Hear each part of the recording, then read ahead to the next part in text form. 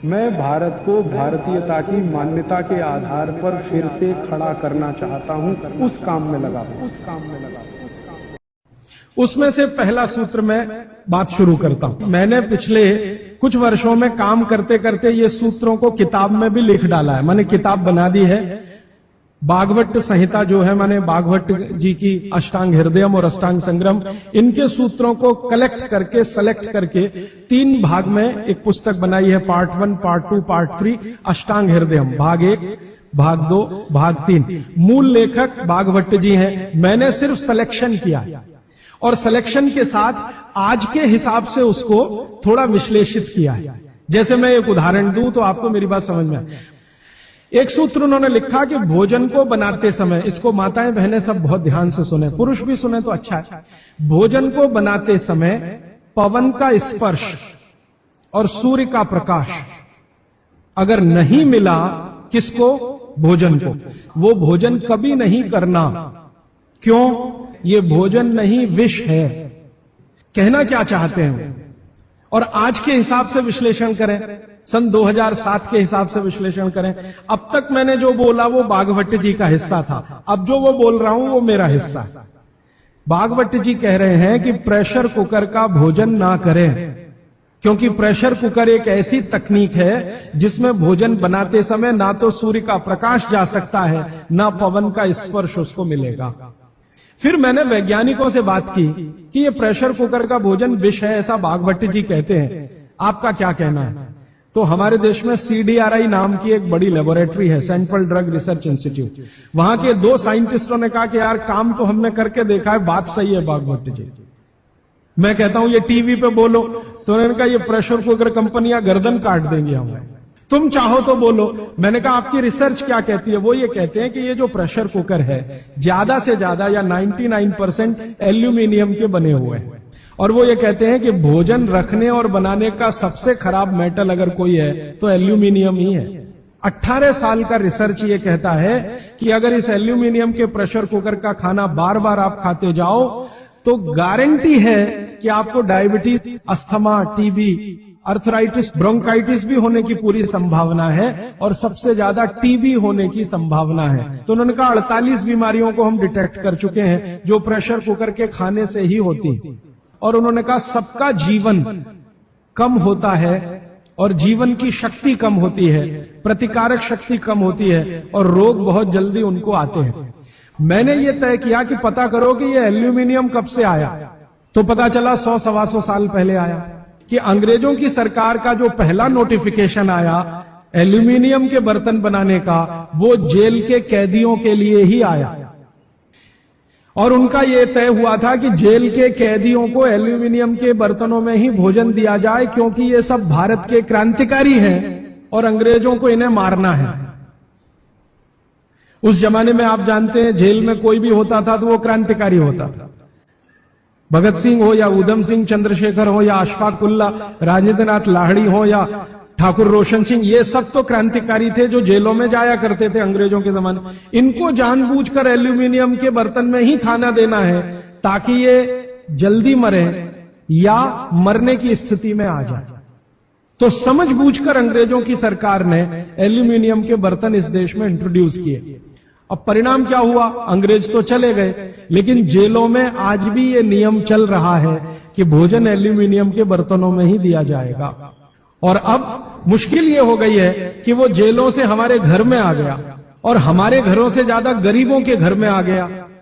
ज्यादा गरीब लोगों के भोजन तो सारे एल्यूमिनियम के बर्तनों में ही बन रहे हैं, और वो बेचारे बिना जाने बूझे ट्यूबरकुलोसिस और अस्थमा जैसी बीमारियों के शिकार हो रहे हैं।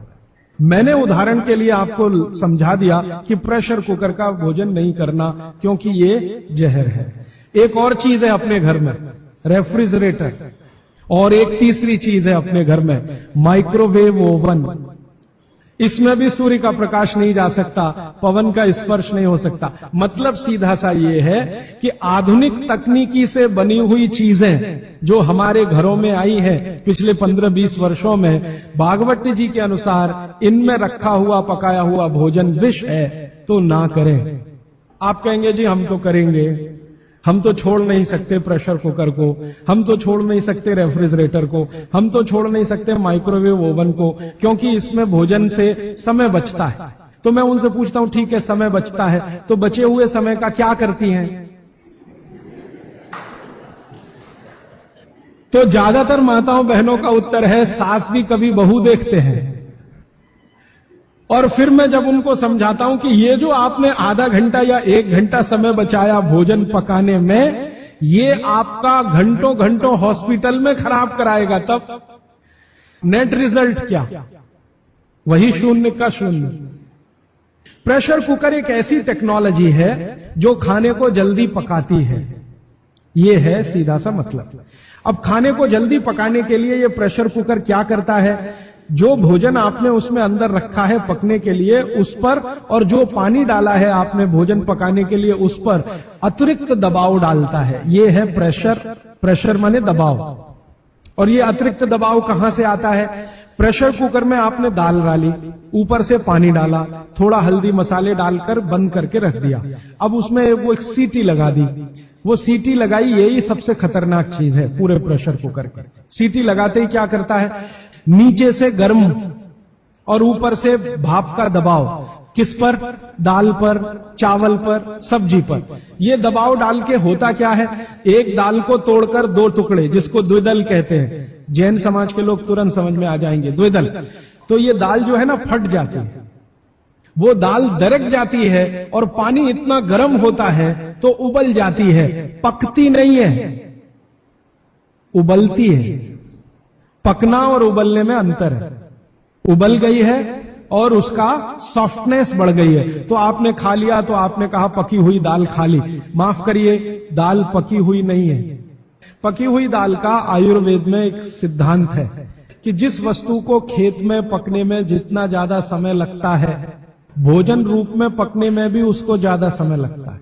तो आप जानते हैं अरहर की दाल को खेत में पकने में कम से कम 7 से 8 महीने लगता है।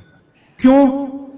अरहर की दाल में जो कुछ भी है, जिसको आप न्यूट्रिएंट के रूप में जानते हैं, माइक्रो न्यूट्रिएंट के रूप में जानते हैं, खेत की मिट्टी में कैल्शियम है, खेत की मिट्टी में आयरन है, खेत की मिट्टी में सिलिकॉन है, कोबाल्ट है, जिप्टन है, जोरोन है, ये सब माइक्रो न्यूट्रिएंट्स खेत की मिट्टी में है। ये पौधे की जड़ में आते हैं, जड़ से तने में आते हैं, तने से फल में आते हैं। इस पूरी क्रिया में बहुत समय लगता है, तो इसलिए दाल को पकने में समय लगता है। आप दाल क्यों खाना चाहते हैं? आप दाल खाना चाहते हैं प्रोटीन के लिए। प्रोटीन कहां से आएगा? ये जो माइक्रो न्यूट्रिएंट्स का कलेक्शन दाल में इकट्ठा है, इनके टूट जाने पर, बिखर जाने पर, तो वो बिखरने और टूटने में उसको देरी लगने वाली है, क्योंकि आने में देरी लगी है। और प्रकृति का दूसरा नियम है कि जिन चीजों को पकने में, बड़ा होने में ज्यादा समय लगा है, उनको डिसॉल्व होने में भी ज्यादा समय लगेगा। और दाल जब डिसॉल्व होगी तब उसके प्रोटीन्स आपको मिलेंगे भोजन में। इसीलिए आप दाल खा रहे हैं, ताकि आपको प्रोटीन की कमी पूरी हो। कुछ विटामिन्स आपको चाहिए, कुछ प्रोटीन्स आपको चाहिए, कुछ और दूसरे अंश आपको चाहिए। तो आयुर्वेद का नियम बिल्कुल सीधा है कि दाल ज्यादा देर में पकी है तो घर में भी ज्यादा देर में पके। अब मेरे समझ में आया कि हमारे पुराने लोग जो बुजुर्ग थे वो कितने बड़े वैज्ञानिक थे। दोस्तों, सबसे पहले तो चैनल सब्सक्राइब करें, फिर लाइक, कमेंट और शेयर करें। और हाँ, हमारा एंड्रॉयड ऐप डाउनलोड करना ना भूलें।